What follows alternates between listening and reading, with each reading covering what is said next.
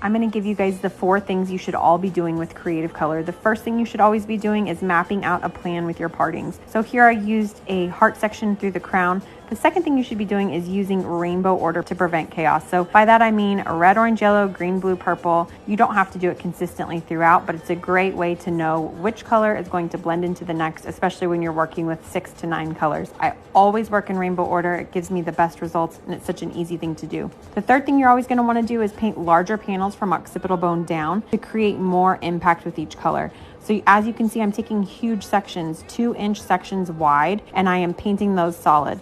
The last thing you're going to want to make sure you do when working with creative color is sectioning off that crown section for all of your detail work. The backdrop that I've already created is going to make the perfect canvas for all of my detail work to fall off of. If you guys love this video, check out part 2 of this series. It is coming up next and you don't want to miss it. Welcome back, everybody. If you watched the previous post on this head of hair, you realize that we've already painted the backdrop. It is the area from occipital bone down, basically from the crown down, from that heart section and the outside and beyond. We did it very heavy. And this video is actually about the detail work that's going to go through the crown. I'm actually going to make 2 videos of this because I really want to slow it down and show it to you guys. Now, here is the only place on the entire head of hair that we are going to blend color into color.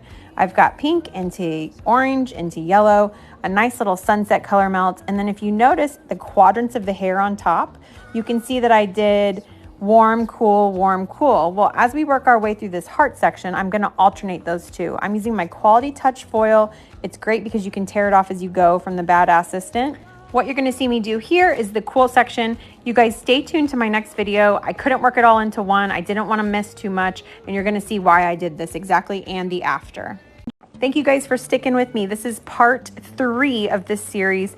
Now remember, if you watch the other 2 parts, the detail work is all through the crown. It's through the heart section. I'm alternating it through, and then that last piece is my only orange through yellow piece. I wanted a nice pop to divide the 2 sides. Number 1 question I get all the time: how in the world, Sydney, do you rinse all of those creative colors and not lose the color? If you look at the bubbles going down the sink, it is completely clear. There is no color going down, and the reason for that is because I used ice cold water on high pressure. It's a little miserable for the clients, but it's worth it for them to keep the beautiful head of hair you created.